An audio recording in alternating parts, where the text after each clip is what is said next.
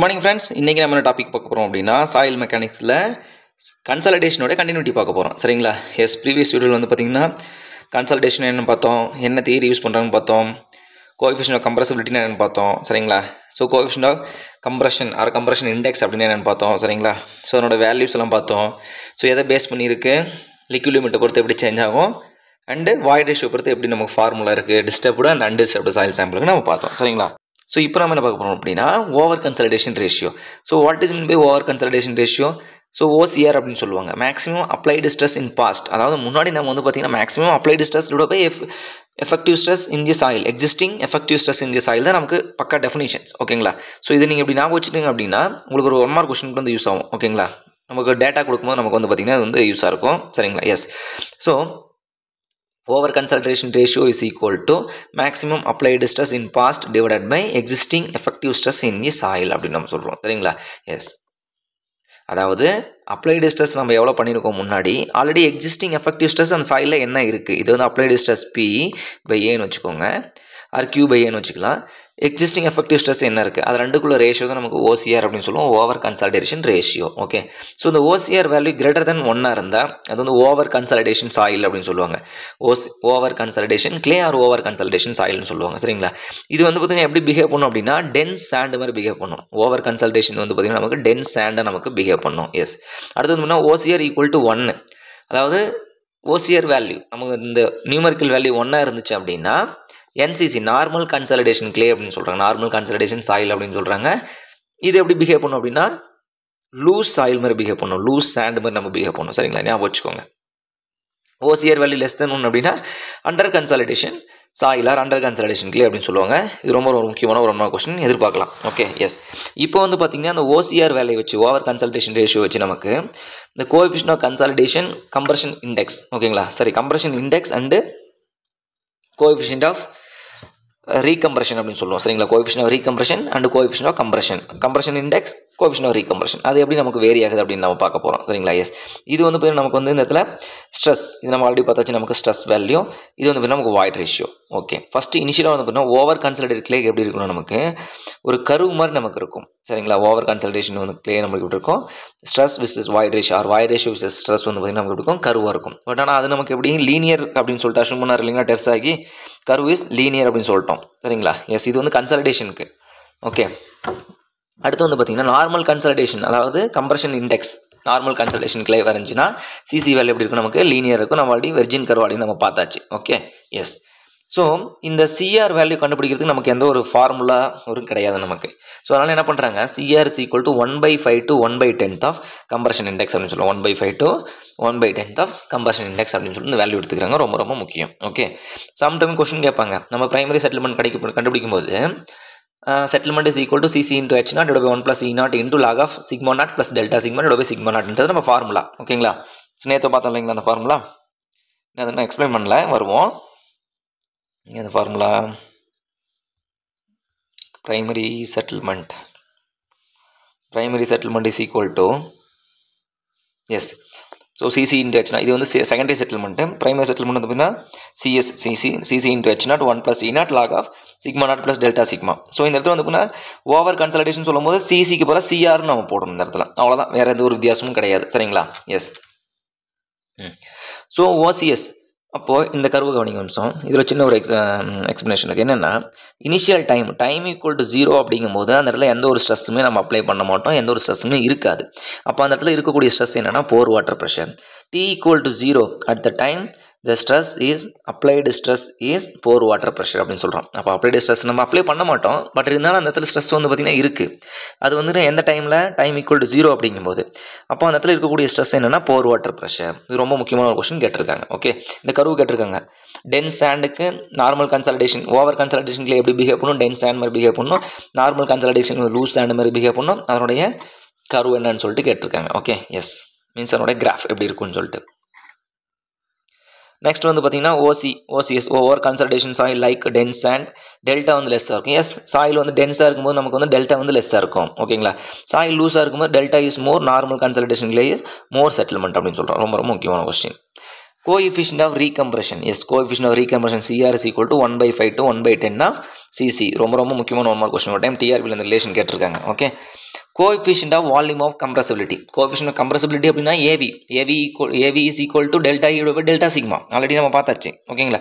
MV equal to AV divide by 1 + E0. Coefficient of volume of compressibility is equal to MV equal to AV divide by 1 + E0 அப்படின்னு நம்ம சொல்லுவோம். இந்த formula ரொம்ப ரொம்ப முக்கியமான ஒரு கொஸ்டின். ஓகே, இதோட யூனிட் வந்து பார்த்தீங்கன்னா ஏவி யூனிட் நமக்கு என்னது, ஸ்ட்ரெஸ், இன்வர்ஸ் ஆஃப் ஸ்ட்ரெஸ்ன்னு சொல்லிட்டோம் நம்ம ஆல்ரெடி. m²/kN. சேம் அதே மாதிரி டேரக்ட்லி ப்ரொபோர்ஷனல் 1 + E0 வந்து நமக்கு ஒரு கான்ஸ்டன்ட் கோஎஃபிஷியன்ட் மாதிரி. ஸோ அதனால் நோ யூனிட். m²/kN தான் நமக்கு வந்து யூனிட் சொல்லிட்டோம். Compression modulus. ஓகேங்களா. கம்ப்ரஷன் மாடுலஸ் அப்படின்னு ஒன்று தான், பல்க் மாடுலஸ் அப்படின்னு ஒன்று தான். Inverse of the modulus of volume of compressibility, coefficient of volume of கம்ப்ரசிபிலிட்டின்னு சொல்லலாம். Inverse of coefficient of volume of compressibility. அப்போ compression modulus EC is equal to 1/ME அப்படின்னு சொல்லலாம். ஓகேங்களா. அப்போ கம்ப்ரஷன் மாடுலஸ் யூனிட் வந்து பாருங்க kN/m². பல்க் மாடுலஸ் யூனிட் நம்ம kN/m² தான். Okay, yes. இது ரொம்ப ரொம்ப முக்கியமான டாபிக். கன்ஃபார்ம் கொஸ்டின் இருந்து ஒரு கொஸ்டின் எக்ஸ்பெக்ட் பண்ணலாம் இந்த டாபிக் மட்டும். Okay, yes. Degree of consolidation. Okay, what is mean by degree of consolidation? See, so இனிஷியலாக வந்து பார்த்தீங்கன்னா ஒரு சாயிலோட திக்னஸ் வந்து பார்த்தீங்கன்னா ஒரு H. ஓகே, ஸோ நமக்கு வந்து டெல்டா H சேஞ்ச் ஆகுது. அப்போ எவ்வளோ வந்து பார்த்தீங்கன்னா நமக்கு செட்டில்மெண்ட் டிஃப்ரென்ஸ் வந்துருக்குது with respect to of ultimate settlement. இதுதான் வந்து பார்த்தீங்கன்னா டிகிரி ஆஃப் செட்டில்மெண்ட் அப்படின்னு சொல்லுவாங்க. ஸோ இது வந்து யாரால நடக்குது? ஓகேங்களா. அதுக்கு ரீசன் யார்? 2 பேர் இருப்பாங்கங்க. நீங்கள் கொடுக்குற எஃபெக்டிவ் ஸ்ட்ரெஸ்ஸு, ஓகே, அப்ளை பண்ணக்கூடிய ஸ்ட்ரெஸ்ஸு, சரிங்களா, இல்லை போர் வாட்டர் ப்ரெஷர். ஸோ இதனால் நமக்கு வந்து சேஞ்ச் ஆகக்கூடிய வாய்ட் ரேஷியோ, சரிங்களா. இவர் தான் வந்து அதாவது சேஞ்ச் ஆகிறது வந்து பார்த்திங்கன்னா நமக்கு போர் வாட்டர் ப்ரெஷர் ஒன்று, வாய்ட் ரேஷியோ ஒன்று. இதுதான் நமக்கு வந்து மெயின் திங் இந்த டிகிரி ஆஃப் கன்சாலிடேஷனுக்கு. ஓகே, எஸ், போகலாங்களா. So degree of consolidation U is equal to initial settlement at any time, அதாவது delta H at any time divided by ultimate settlement அப்படின்னு சொல்லலாம். ஓகேங்களா. Initial settlement divided by ultimate settlement. அப்போ degree of consolidation depending upon the settlement of the soil மட்டும்தான். இது ஒரு 1 mark question டிஆர்பியில் கேட்டிருக்காங்க. Okay, yes. U பர்சன்டேஜ், அதாவது சேஞ்ச் இன், இப்போ வந்து பார்த்தீங்கன்னா ஹைட்டை பேஸ் பண்ணி நம்ம சொல்லுவாங்க, செட்டில்மெண்ட்டை பேஸ் பண்ணி படித்தோம் இல்லைங்களா. இப்போ வந்து degree of pore water pressure changing அப்படின்னு சொல்கிறோம். ஓகேங்களா. So degree of consolidation change in pore water pressure divide by initial pressure. ஓகேங்களா. Change in pore water pressure divide by initial pressure. அப்போ போர் வாட்டர் வெளியே வாட்டர் தண்ணி வெளியே வந்திருக்கு அப்படின்னா ப்ரெஷர் அப்படின்னா அடுத்து நமக்கு அந்த இடத்துல கன்சாலிடேஷன் நடந்திருக்கு, இல்லை செட்டில்மெண்ட் நடந்திருக்கு நம்ம மீனிங். ஓகேங்களா. அப்போ UI initial minus final divide by change in, அதாவது ரெண்டுக்கும் எவ்வளோ டிஃப்ரென்ஸ்? இது 100 இருக்குது, ஃபர்ஸ்ட் இனிஷியல் 100, அப்புறம் ஃபைனலாக எனக்கு 80 இருக்குது. அப்போ 20 ரெடியூஸ்ட். அப்போ 80/100 is 80% our degree of consolidation. Yes. அதே மாதிரி நம்ம வாய்ட்ஸ், இது பாருங்கள், இந்த ஃபார்முலா இங்கே பார்த்த மாதிரி இருக்கா? ID டென்சிட்டி இண்டெக்ஸோடைய கான்செப்ட் தான், same ID concept. E max இனிஷியலாக மேக்ஸிமம் இருக்கும், இது E natural. E max minus E divide by E max minus E minimum. E minimum ஃபைனலாக அப்படி இருக்கும், E மினிமமாக இருக்கும். அவ்வளோதான், முடிஞ்சிருச்சு. இதோட values varies from 0 to 100. But நமக்கு ஐடி வேல்யூ கிரேட்டர் than 100 போக பாசிபிலிட்டிஸ் இருக்குது. எப்போ? More dense. ஓகேங்களா. ஹையர் வைப்ரேஷன் கொடுக்கும்போது ஐடி வேல்யூ கிரேட்டர் than போகலாம் 100%. S. So initial settlement depending upon drainage condition சொல்லுவோம். அதாவது நமக்கு so we are allowing for top drainage and bottom drainage சொல்கிறோம் நமக்கு அப்பாரட்டஸ்க்கு. ஓகே, நேச்சுரலில் நமக்கு எப்படி நடக்குதுன்னு நமக்கு தெரில. பட் நம்ம டெஸ்ட் பண்ணும்போது வந்து பார்த்திங்கன்னா அலோவ் பண்ணுறோம். ஓகேங்களா. டாப் வந்து பார்த்திங்கன்னா ரப்பர் பேடில் வந்து க்ளோஸ் பண்ணிட்டு 1 வே ட்ரைனேஜ்னு சொல்லுவோம். பாட்டம் டாப் ரெண்டுமே வந்து ஓப்பன் பண்ணிட்டு 2 வே ட்ரைனேஜ்னு சொல்லுவோம். டெஸ்ட் பண்ணி இப்போ நம்ம கன்சல்டேஷன் டெஸ்ட்டில். Okay, S.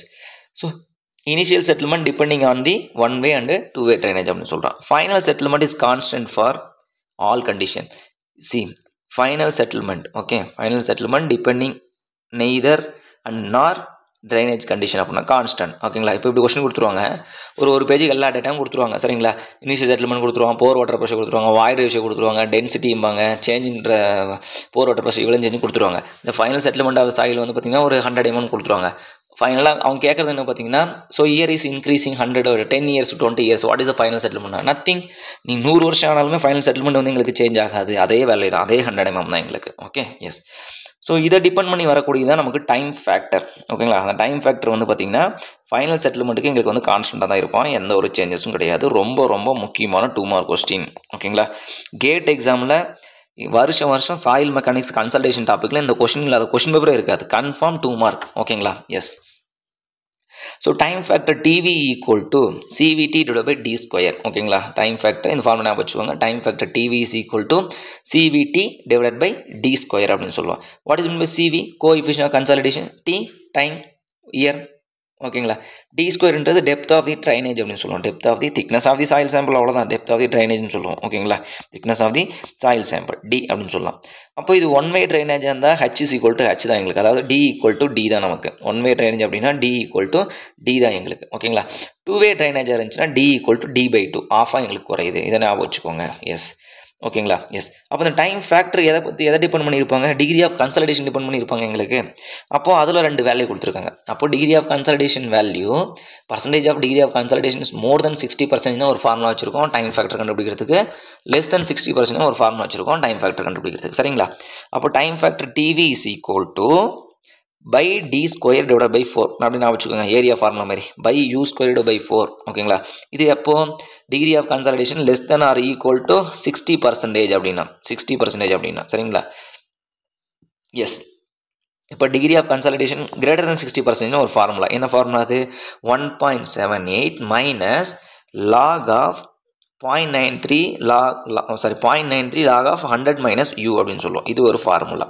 ரெண்டாவது ஃபார்முலா பாருங்கள். இந்த ஃபார்முலா தான் மேக்ஸிமம் புக்கில் எல்லாம் கொடுத்துருக்காங்க. Okay. S.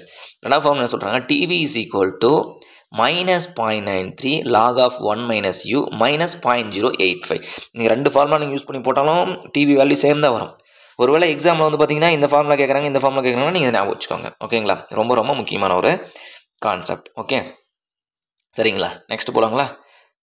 S. Yes. So அப்போ method of finding coefficient of consolidation, CV value கண்டுபிடிக்கிறதுக்கு என்னென்ன மெத்தட் வச்சுருக்கீங்க? எங்ககிட்ட 2 மெத்தட் இருக்குது. ஓகேங்களா. ஒன்று வந்து பார்த்தீங்கன்னா square root time fitting method, square root time fitting method or Taylor's method அப்படின்னு சொல்லுவோம். Square root time fitting method and Taylor's method. ரெண்டாவது மெத்தட் வந்து பார்த்தீங்கன்னா logarithmic method, logarithmic time fitting method or Casagrande method அப்படின்னு சொல்கிறாங்க. Casagrande method அப்படின்னு சொல்லுவோம். சரிங்களா. இப்போது first method square root time fitting method யாருக்கு suitable? Highly plastic clay, secondary consolidation more than 90%, degree of consolidation more than 90% இருக்கும் மட்டும் தான் ஒரு suitable square root time fitting method. ஓகேங்களா. அப்போ TV equal to CV divide by 90 CV divide by D square அப்படின்னு சொல்கிறோம். அப்போ சிவி வேல்யூ வேணும் அப்படின்னா எல்லாமே டைம் ஃபேக்டர், டைம் 90% பார்க்கணும், 90% கன்சல்டேஷன் பார்க்கணும், டைம் ஃபேக்டர் 90% பார்க்கணும். அப்படிங்கும்போது எந்த ஃபார்முலா யூஸ் பண்ணுவோம்?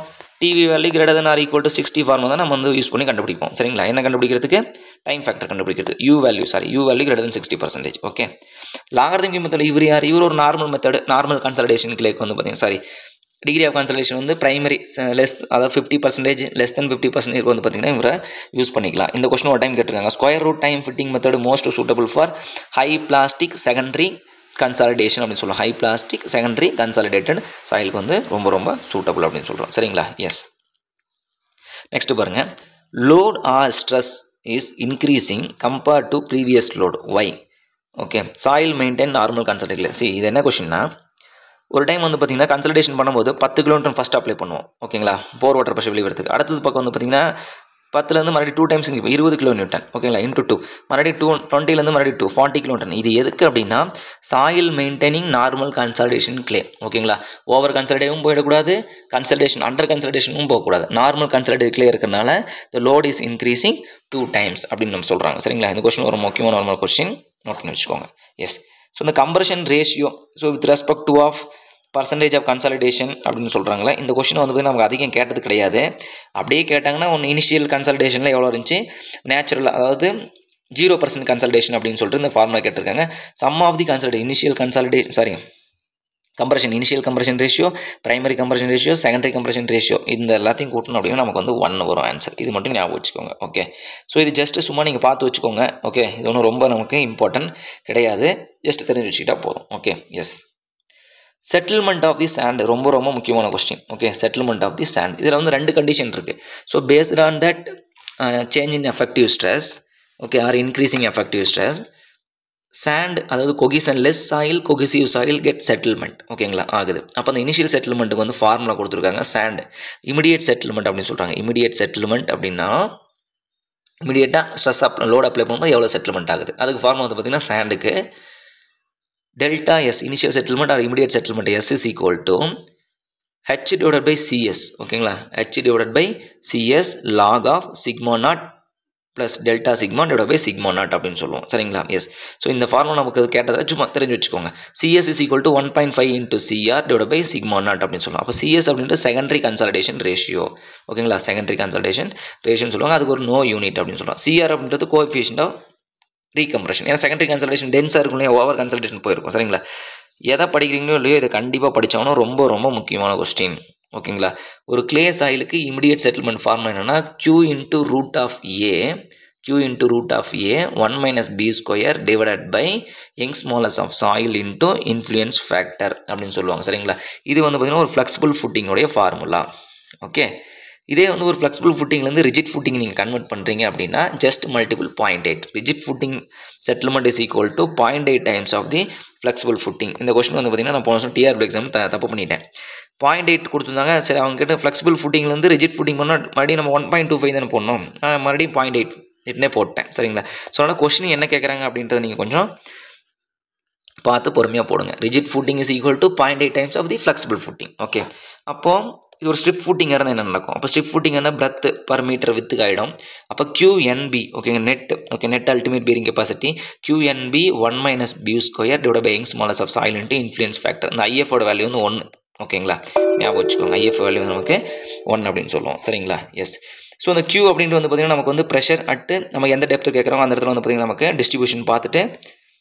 லோடு கால்குலேட் பண்ணி லோடோட போய் பேஸ் ஏரியா போட்டு நமக்கு பார்த்தீங்கன்னா நமக்கு வந்து இந்த ஸ்ட்ரெஸ் வேல்யூ கிடச்சிரும் சரிங்களா ஸோ இதுவரை நம்ம வந்து பார்த்தது வந்து பார்த்திங்கன்னா கன்சாலிடேஷனில் இமிடியேட் செட்டில்மெண்ட் பார்த்தோம் ஓகே டிகிரி ஆஃப் கன்சல்டேஷன் பார்த்தோம் ஓவர் கன்சல்டேஷனுக்குள்ளே பார்த்தோம் சரிங்களா ஸோ இது வந்து பார்த்திங்கன்னா ரொம்ப ரொம்ப முக்கியமான ஒரு டாபிக் ஓகே இந்த கன்சல்டேஷன் டாப்பிக்கே ரொம்ப ரொம்ப முக்கியமான டாபிக் சரிங்களா ஸோ நெக்ஸ்ட்டு வந்து பார்த்திங்கன்னா நமக்கு ப்ரைமரி செட்டில்மெண்ட்னா என்ன ஓகே அதனுடைய ஃபார்முலாஸ் என்ன செகண்டரி செட்டில்மெண்ட்னா என்ன கன்சல்டேஷனுடைய சீக்வன்ஸ் ஃபஸ்ட்டு என்ன நடக்குது ஃபைனலாக என்ன நடக்குது ஸோ அது வந்து பார்த்திங்கன்னா ஃப்ளெக்சிபிள் ஃபுட்டிங் ரிஜிட் ஃபுட்டிங் வந்து பார்த்திங்கன்னா செட்டில்மெண்ட் எப்படி செட்டில்மெண்ட்டுடைய டயக்ராம் எப்படி இருக்கும் ப்ரெஷரோட டயக்ராம் எப்படி இருக்கும் அப்படின்றத நம்ம பார்ப்போம் சரிங்களா அடுத்து வந்து பார்த்திங்கன்னா ஐஎஸ் கோடு 1904ல் செட்டில்மெண்ட் வேல்யூ டிஃபரன்ஷியல் செட்டில்மெண்ட் எவ்வளவு டோட்டல் செட்டில்மெண்ட் எவ்வளோ depending upon the structures base பண்ணி நம்ம பார்க்க போகிறோம் சரிங்களா ஸோ நெக்ஸ்ட் வீடியோட வந்து பார்த்திங்கன்னா நமக்கு கன்சல்டேஷன் டாபிக் முடிஞ்சிடும் அடுத்து ஆரம்பிக்க போகிறது நமக்கு சீபேஜ் அனாலிசிஸ் ஓகேங்களா சீபேஜ் அனாலிசிஸ் முடிச்சுட்டு நம்ம வந்து காம்பாக்ஷன் டாபிக் போயிடலாம்